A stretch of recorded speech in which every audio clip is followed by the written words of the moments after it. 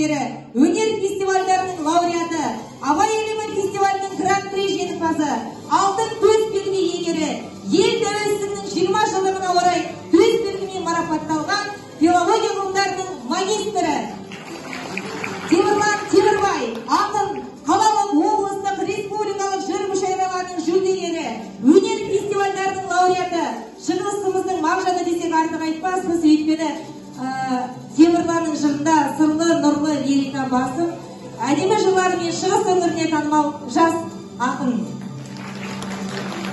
Енді ортамызда біздің серіктес мектептерден келіп отырған әріптестеріміз де бар. Сіздерге ортақ болсын дейміз.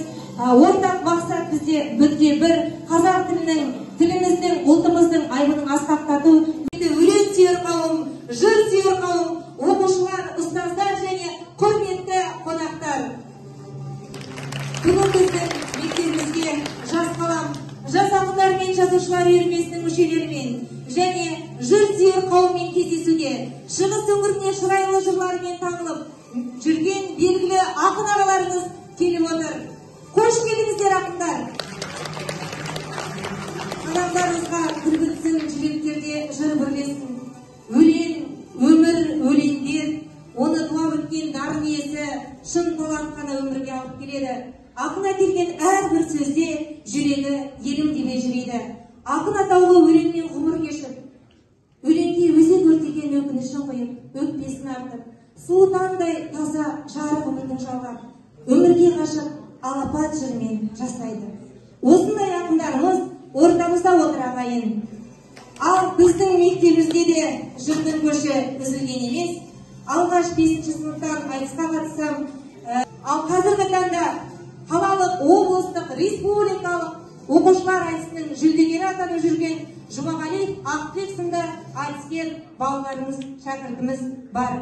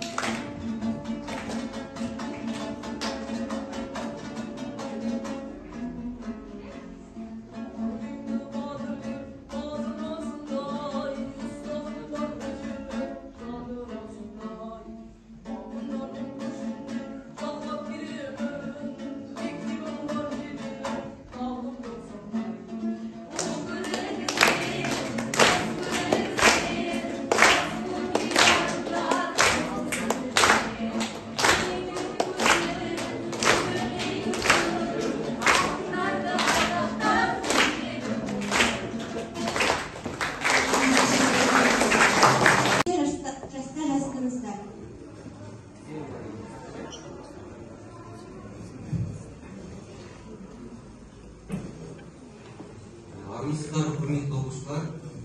Енді алғашқы өлең деген ол. Жалпы жақсы адамдардың бәрі кезінде өлең жазған дейді ғой.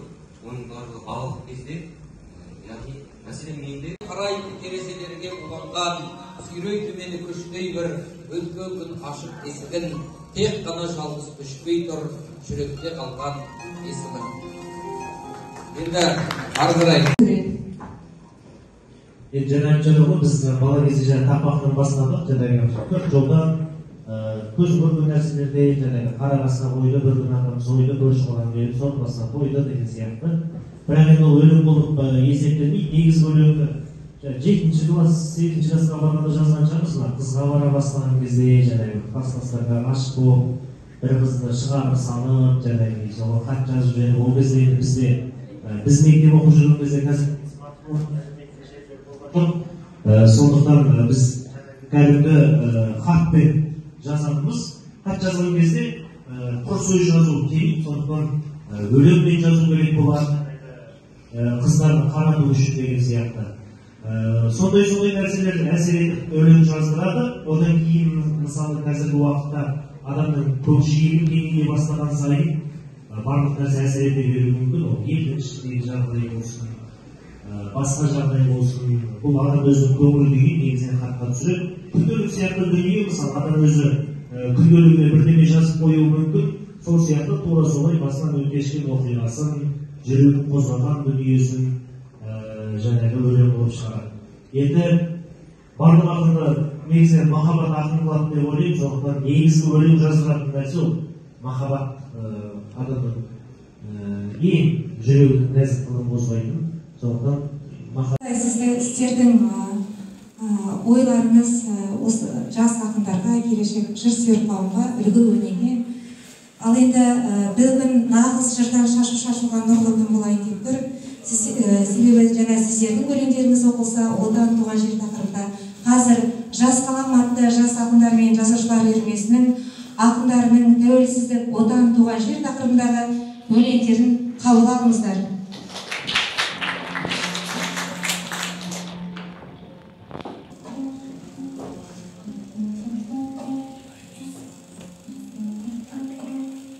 Бір сөзі, әр өлең абайдың, қазағымның бой құмары санаймын. Ақыл көзін ашқан қалың қазақтың, абай деген шуақ шашқалады даласы. Өшпес өмір сыйлап кеткен өлеңге, жыр біріне жыр жақтың төгенмен. Қазақ десе абай дейді әлемде, отты жүрмен көсегеміз көгерген. Ақын абай, хакім абай, дәр абай, мың мұранды қалдырдыңыз маған бай. Ұрпағына аманат қой әр сөзін, бар мұранды біз жүреміз бағалай. Қазақ тілім, ана тілім асылым, өз тілімен шалқыдым да тасыдым. Тілім менің, жаным менің жалғызым, жүректердің атқаратын жан сырын. Тіліммен, шенмен бейхандардың таңқасты, өсиетін бабалардың сақтаған, қасиетті тіліміздің арқасы. Тілім менің, ар намысым ожданым, дала үні есітетін саздәнін. Намысымды биік ұста ағайын, тіл мәйегін, тіл қаймағын бұзбағын. Туған жер, алтын бесік, алтын ұям, сенде тудым, мен сені қалай қиям. Ес біліп, топырағымда тайдай бастым, гүліңді құшақ-құшақ талай жиғам.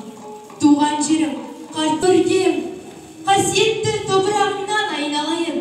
300 жылдық тарихыман ұлы мекен. Ұлылар Абай Мұхтар қалған ізі, тарихымен талайды таң қалдырды. Естілген ән атасы әмірімен, бейбігіл розалардың салған үні. Жоқ сірә әсем жерлер саған жеткен, мен үшін сұлу жер жоқ. Ортасын тең бөліп сұлу ертіс, сылдырлап сылаң қалып ағып өткен. Мәңгілік елім менің, жарқырап тұра берсін көгіндей күн. Ұлы далам ұрпаққа аманатсын, жырын болып мен бүгін төгілемін. Бақ даламда мен еркін азатпын, осы күнді күткен бабам ғажап күн. Менің елім, менің жерім мінекей, ғұмыр бойы аңсағаны қазақтың. Желбірей бер талмай мәңгі көк туым, көгере бер салтелге шашы боп, бейбіт күннің шапағатын төк бүгін. Бабалардың көктереген семсері, жарқын күнді сыйға тартты еңселі.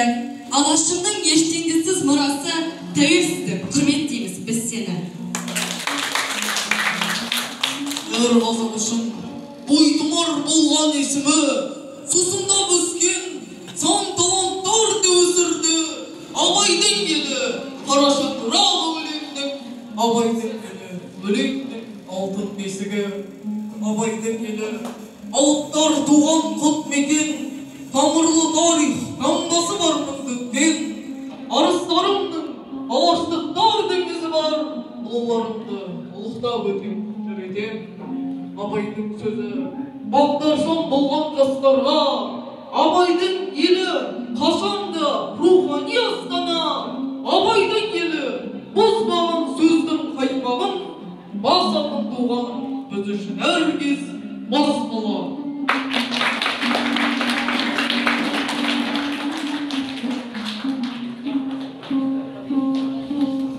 Рухты өлеңдеріңізге көп рахмет, құрметті жас балалар. Біздің 2 жыл бұрын жинағымыз шықты. Анамыз, ақындардың анасы, баршамыздың анамыз Дәмеш Омарбаева тұсауын кесіп, пікірін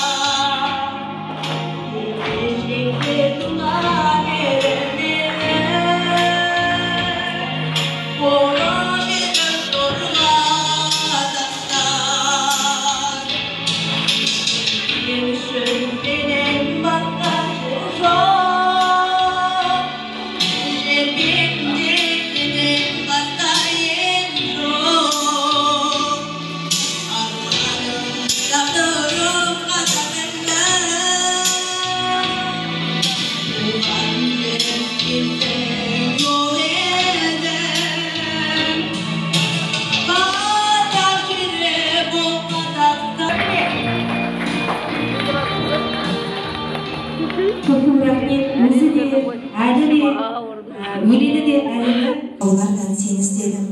Сен іздедім, іздеймін тағат бар ма? Сені маған егіз қып жаратқан ба деп. Мұқағали жырламақшы поэзия ол өмір, ал ақын сол өмірдің әр сәттерін өзінің лирикалық жырларында әспеттейді. Ендеше кешіміздің екінші бөлімін осы лирикалық өлеңдерге арнасақ, ақынға қара сөзден өлең оңай демекші. Рұқсат болса.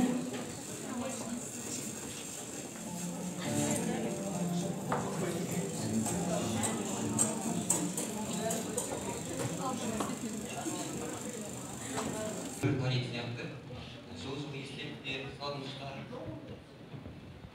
солар көріністер. Шаңға төмен жүріп шет Ассалаумағалейкум. Оқушылар, ұстаздар, қауымы жаңа енді қазақтық бойда болмасын сәл кешігіп жататын жайымыз бар енді. Бүгінгі жасап жатқан кештеріңіз өте тамаша екен, берекелі болсын, ары қарай жалғасын тапсын деген тағдыр сізге де рахмет, осындай кеш жасап жатқан. Енді мен айтыскер ақын болғаннан кейін көп жазбаймын негізі. Махаббатқа да көп жоқпын негізі. Кезінде бір-ақ рет болған жүректе бір. Соны оқып берейін, қабыл алыңыздар. Туған күн деген бір өлеңім бар. Бір қыздың туған күніне шыққан едім. Жанарымнан аңсаумен білінсе мұң, осы күнді көп күтіп жүруші едім. Жаным нұрдан жаралған жарығым-ай, туған күнім екен ғой бүгін сенің мерекең ешкімде жоқ, қуаныш естілген еді. Саған еккен гүлдердің барлығы да неге жаным бұл жылы кешкілдемек. Қаңғар мәлде кінәлі барлығына жанымның жаңбырына, жеткізбесе жолдарым саған барар деді алам қалқадай тағдырыма. Бәрін жасаушы ем сен үшін мен, ғұмыр әбден тұрмайды тек көрісуден. Жүрегімнен жолдадым да жырым досы, тілеуімді тіледім тек ішімнен туған күніммен. Кездесу сол бір көлікте, есте ғой есте ақылдым. Құс күткен көктен көрікпен күлімдей қарап отырдың. Сананың тылсым өрісін жанына жеттім күй шарпып, тұрғандай тоңған мен үшін көктем көгілдің исақпын. Жүрегім менің күптіркіп сөзімді қалды күрмеп тіл. Қош жанарыңда шыңқ келгі бердіңде бір шоқ бүрлеп тұр. Жамалың шіркін сүйіктап, сабыр бейнелі еркелік, жан жылуыңа күйіп қап сөзім отырдым өртеніп, қаусырып бізді келеді, автобус іші толықты, талықсытады денені иығын қиып көріктім, ғашық қылған қыз сен едің, жасықпын нағыз сонықты. Оқуым бері керегім соны үйде сұрай беріппін. Межесі жетіп жолымның тосып тұр мәнсіз түнектей. Ұсындың нәзік қолыңды үлбіреп тұрған жібектей. Басымда ойдың көбін ай, ойланып түсті желікпен. Күн аяз емес еді ғой тоңазып тұрдым неліктен. Жанымды тыныш тербеткен не қылған сезім сиқырлы. Автобус тіпті сен кеткен көрінді сонда сүйкімді. Созылып алға жол қара, сүйреді өмір сәттерін. Сол жолда қалдым қорлана шимайлап көңіл дәптерін. Мейлі ғой, жаным, жасымай, армандап жүрем өліпте. Кездессек тағы осылай, тек тағдыр дейтін көлікте. Дағашаның, күн ауғанша ойнаймыз біз далында. Апам болса жүрегім біз қалаңда, алатамыз аулада. Отын бұтар, ертеректеу болса да қысқағанда. Апам менің нұр шашқан айым келіп, мазалама сол барда ойым келіп. Перішт адам, ақ көңіл, бала мінез, бәйек болып жүреді ол шайын беріп. Атам менің дана тұл, дала жүрек, айтатығым мұңдығым қарашы деп, шарсыз істе, әлі бұл әрқашанда, біле білсем өмірдің мән осы деп. Қиып мені жамандық сана кеткен, тәрбиелі бәлемдей санал еткен, сол еді ғой, сол еді, сол еді ғой, адам болмас болыпты адам еткен. Балалық ай, қол жетпес құнды бағым, бір өзіңе қанбадал бір ұмарым, шаттық толы шақтардың соңынан салпандап, содан SMS-пен хат жазып кешке дейін құтырып, бірақ өзіммен кездескен кезде жаңағы қазір тілмен айтқанда танымайсыз делік дейді ғой. Сондай бір замандар болған. Содан әлгі қызға хатпен неше түрлі жазам, жаңағы SMS жазам бұрқыратып, өлең жазып жіберем. Ана қыздан беті бері қарап сөйтіп жүрген, бір күн автобустан кездесіп қалдық сол қызбен. Содан автобустан түскенше асығып, ана қыздың алдында жаңағы жасып. Сол оқиғаны өлеңмен жазып берген, жазып көрдім, соны оқып берейік, автобустағы кездесу деген. Кездесу сол бір көлікте, есте ғой, есте ақылдым. Құс күткен көктен көрікпен күлімдей қарап отырдым. Сананың тылсым өрісін, жаныма жектім күй шарпып. Тұрғандай тоңған мен үшін көктен көгілдің исан қып. Жүрегім менің күптіркіп, сөзімді қалды күрмеп тіл. Қош жанарыңда шық белгі бердіңде бір шоқ бүрлеп тұр. Жамалың шіркін сүйіктап, сабыр бейнелі еркелі. Жан жылуыңа күйіп қап сөзім отырдым өртеніп. Қаусырып бізді келеді, автобус іші толықты. Талықсытады денені иығын қиып көріктім. Ғашық қылған қыз сен едің, жасықпын нағыз сонықтым. Оқуым бері керегім соны үйде. Жазды, айналамда барлығының атағы мен абыройы бар. Смертный мен болып өмір қарапайым бар. Сол мен ақын болмас едім деген көрейгенді. Кімнен, неден, несіне күдіктенім, пендемін ғой, пендемін үміттенім. Менің асау арманым ұстатпай жүр, қырық ұстап соңынан қуып келем. Мұңды жыр жазба дейді бұл қазағым. Менің жеріп дейсің бе мұңға жаным. Дүниенің арқалап күл азабын мен тек қана мұңайсам жыр жазамын. Адамға күрсіндеген, мұңаймаған, жүрегі бар болған соң жылайды адам. Жылау жүрегімді жұбатуға өлең беріп қойған ғой Құдай маған. Жыласа жырламасын неге жүрек, жылай берсін, жылайды себебі көп. Күліп жүрген сәтімді білесің бе, маған тіпті өлеңнің керегі жоқ. Қуанғанда мен жазған жыр далбаса, ақын бола ма болданбаса. Мен ақын болмас едім бұл өмірде, уайым, қайғы, өкініш, мұң болмаса. Сіздердің лирикалық өлеңдеріңізден, жалпы поэзиядағы лирикалық өлеңдерден қуат алған, анау Абайдан, Мұқағалидан бастап, біздің ақындарымыздың да лирикалық өлеңдерін қабыл алыңыздар. Алаулы үміттің жанған күні, аққу сезімнің ән болып самғаған арман күні, мен саған ғашық болдым. Көңіл толқыны сайдан сезімге ерген күні, мына ұлы жүрекке бір жаны леп келген күні. Менің қатал жүрегім махаббат дүниесіне сенген күні, жүректі ашып қойдым. Қыз намысын абырой биігінен көрінген үшін, ар намысым жеңіл ләззат жерінген үшін, ұлы сезімді лайламайтын сенімдерің үшін өзіңе ынтықтырдым.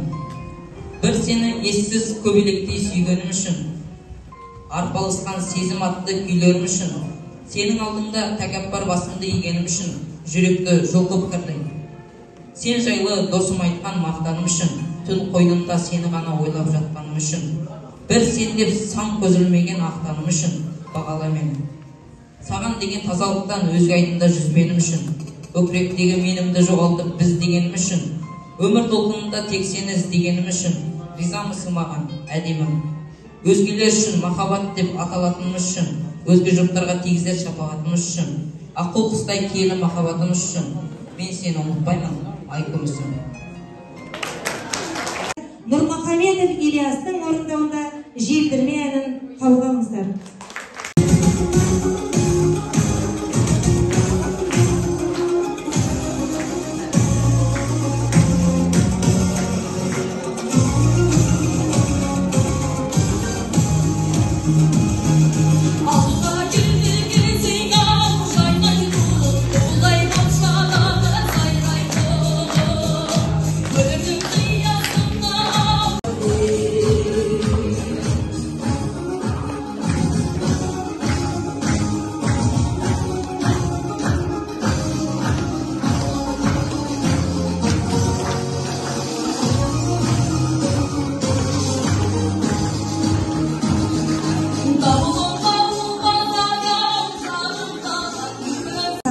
Жазушылар үйірмесі деп аталғаннан кейін бізде жазушыларда баршылық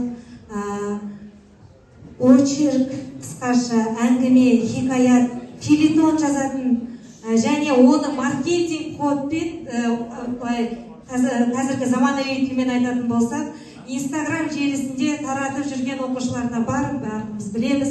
Ал енді жазып жүрген жас жазушылардың біразын қысқа ғана 3 хикаятты назарларыңызға ұсынсақ, жас жазушылардың қаламын, жазуын, қандай қолданбасын бағалап жіберсеңіздер көп рахмет. Қабыл алыңыздар. Маратова Айша, авторы Серікболек Мұзафарақат. Әйгерім, хикаят. Әйгерім өзінің балалық шағын еске алсам майна береді. Ол көрмегеннің бәрін көрді. Жас жүрегі қайғы мен мұңның теңізінде кешті. Оқиға былай бастады. Ол тәп-тәпті, еңбек ор, ақылы көркіне сай еді. Сыныбындағы ең сирек балалардың бірі.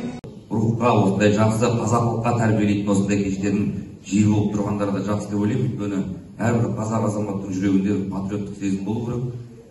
Осындай жаңағы Қанжар бауырым сияқты мықты азаматтар шыға берсін. Мектептеріңізден қателеспесем осы Қажыбай Мирасов осы мектептің баласы еді, мәселен өзіміздің досымыз, кеше ғана көріп едік. Сондай барыстар, ақындар шыға берсін мектептеріңізден, ұстаздар еңбектеріңіз ақтала берсін. Ал енді өлең өлкесінде адамның алар орны, ақынның, жазушының алар орны ол қаламның қуатына байланысты. Мынау қазақ айтады, келте қалам ішінде көк найзаның сұсы бар дейді. Сол себептен де сол қаламның қуатымен Бальзак айтқандай, Наполеонның жауламаған жарты әлемін қаламның қуатымен жаулаймын деген екен. Олай болса, сол әлемді жаулайтын поэзия, проза жасасын, өлең өлкесінде сіздерде бар болыңыздар, баршаға бірдей ақын болу міндет емес, бастысы адамдығымызды сақтап қояйық. Құрметті ұстаздар, оқушылар, барлықтарыңызға рахмет. Жалпы адам бар жерде, жүрек бар жерде сезім бар, әдебиет бар, өлең бар. Сол себептен бұның бәрі ең адамның құндылықтары ғой. Осыны көңіл бөліп, бұның бары көңіл үшін деген сөз бар ғой. Көңіл де бұл жаңағы сезім ғой. Бір көңілден бірнеше